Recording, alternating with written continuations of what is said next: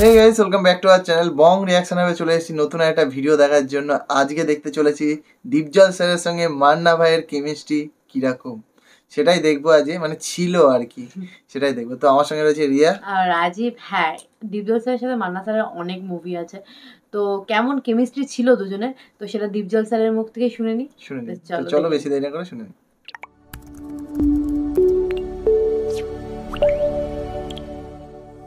সালমান শাহর সাথে পোলাপানটা একটু আর হইলো কথা দিয়ে কথা রাখতো না।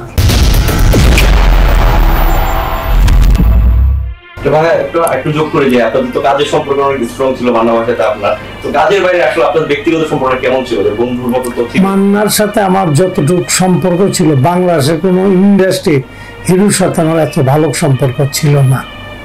অতি সত্য, মান্না আমার প্রচন্ড লাভ করতো, আমিও মান্নার প্রচন্ড লাভ করতাম। মান্নারে এমন কোনো বছরে 365 দিন, এক বছর আমার মনে হয় না 20 দিনও না দেখে পারছে।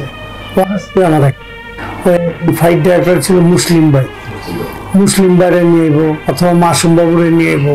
পরে মাসুম বাবুর সাথে কি যেন এক ঝগড়া হইলো, পরে আর মাসুম বাবু আসেনি, কিন্তু মুসলিম ভাই প্রায় নিয়ে আসতো মান্নারে। আমি যেখানেই থাকতাম, ও শুটিং শেষ করে আমার রিং দিত, কোথায় তো চলে যেত আমার এখানে। আসলে ভাই ওই মান্না ভাই তার কয়েকটা ইন্টারভিউতে বলছিল যে আসলে ফিল্ম ইন্ডাস্ট্রিতে তার হাতে গোনা কয়েকজন মানুষ খুব কাছে বন্ধু হতে পারে। এই বিষয়ে কি আপনি একমত? কেউ কার বন্ধু হইতে পারে না ইন্ডাস্ট্রি কেন পারে না বন্ধু হইতে? কারণ একজন আরেকজনের উপরে রাগারাগি আর জিত। মনে করেন মান্নারে আমি চিনতাম, মান্না আমার চিনত, যে বন্ধু হিসাবে কেউ হইতে পারে। কেউ মানে যদি ভাবেন যে আমার ফালাবে না, তো অবশ্যই ও বন্ধু হইতে পারে।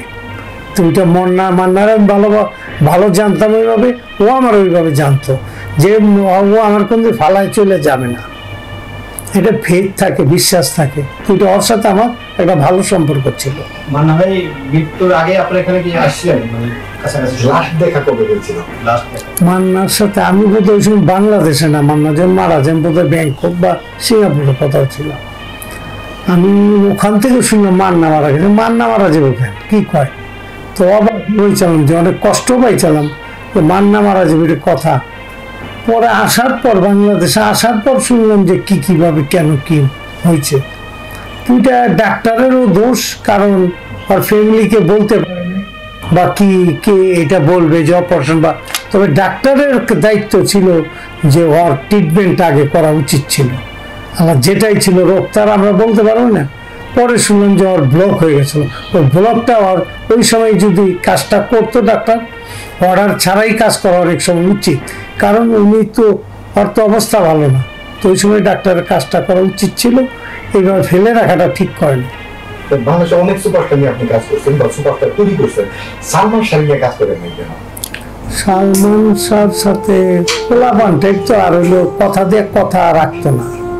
সেম অনেক হিরোই দেখতাম যে কথা ঠিক না, এখন বলতো পরে একটা মানে মান্না স্যারের আই থিঙ্ক হার্ট ব্লক হয়েছিল, এরকম কিছু একটা হয়েছিল না, আমরা ওইটা জানি না। এই টাইপের যদি কিছু পাই, আমার সত্যি মানে এইটা দেখার পর একটুখানি জানার ইচ্ছা হলো আমারও খুব যে ইচ্ছা মান্না হলো ভাই কি করে মানে মারা গেছিল। যেটা বললো দীপজল স্যার, শুনে যেটা মনে হলো যে হ্যাঁ কিছু হয়েছিল, যে চিকিৎসাটা ঠিক মতো হয়নি, মানে শুনে মনে হলো সেটাই, যে কোনো একটা সমস্যা তো হয়েছিল, তার জন্য উনি হয়তো এই পৃথিবীতে নেই, পৃথিবী ছেড়ে চলে গেছেন। তো দীপজল স্যারের সাথে মান্না স্যারের সম্পর্ক তো শুনলাম, বেশ ভালোই লাগলো, মানে দুজনের কেমিস্ট্রি ভালো, যেটা বলে গেল সেটা আবার একটু জানতে হবে না। হতে পারে যে অল্প বয়সী নায়ক আর দীপজল স্যার যেই টাইপের মুভি করতো, তাদের মুভিতে ম্যাক্সিমাম সিনিয়র সব, মানে মান্না স্যার, দীপজল স্যার, এরা একটা জুটি ছিল, মানে একভাবে ইয়ে করতো। আরো অনেকে ছিল, কিন্তু সালমান ভাই হয়তো সেই সময় ইয়ং ছিল, ইয়ং হিরো হতে পারে, এটা না হওয়ার কোনো ব্যাপার নেই, হতেই পারে। পছন্দ অপছন্দ ভাই একটা প্রোডিউসারে থাকতেই পারে, সেটা আলাদা। সবারই সবার সাথে ওই যে বললোই তো, সবার সাথে সবার ভালো হয় না সম্পর্ক ফিল্ম ইন্ডাস্ট্রিতে। তো কারোর সাথে হয়, কারোর সাথে হয় না, তো সেটা পরের ব্যাপার, সেটা নিয়ে আমরা পরে একদিন একটা ছোট্ট ভিডিও দেখবো। আর মান্না স্যারের ব্যাপারে যেটা বললো, সত্যি ভালো লাগলো যে দুজনে খুব ভালো, দুজনের সাথে একটা বন্ডিং ছিল, সেটাই। তো যাই হোক, ভালোই লাগলো এই ধরনের ভিডিও দেখতে, আমাদের বেশ ভালো লাগছে এর ওর মুখ থেকে যার যার আলাদা মানুষের ব্যাপারে শুনতে, মানে মান্না স্যারের ব্যাপারে শুনতে এর মুখ থেকে, তো ভালো লাগছে বিষয়টা। কারণ কেউ নিজের ব্যাপারে নিজে বলছে, আর কেউ তার সাথে অন্য মানুষের সম্পর্ক যেটা সেটা অন্য কারোর মুখ থেকে শোনা যাচ্ছে, সেই জিনিসটা বেশি ইন্টারেস্ট জাগায়, সেটাই হচ্ছে ব্যাপার। তারপরে এই যে ছোট ছোট ইনফরমেশন পাচ্ছি যে মান্না স্যার কিভাবে মারা গেছিলেন, এর ব্যাপারে একটা আমাদের উদ্বেগ জাগলো, তো এই নিয়ে আমরা একটা আবার ভিডিও আনার চেষ্টা করব। তো এই জন্যই আমরা এটা ভিডিও দেখছি, ভালো লাগছে, আর তোমরাও সাপোর্ট করছো বলেই দেখছি, তোমরাও পছন্দ করছো, তোমরা বারবার বলছো হ্যাঁ এই টাইপের ভিডিও বেশি করে নিয়ে আসো, আমাদের ভালো লাগছে দেখতে, তো তাই জন্যই আনা আসলে। তো যাই হোক, ভিডিওটা ভালো লাগলো, এখানেই শেষ করছি, দেখা হবে নেক্সট ভিডিওতে, ততক্ষণের জন্য টাটা।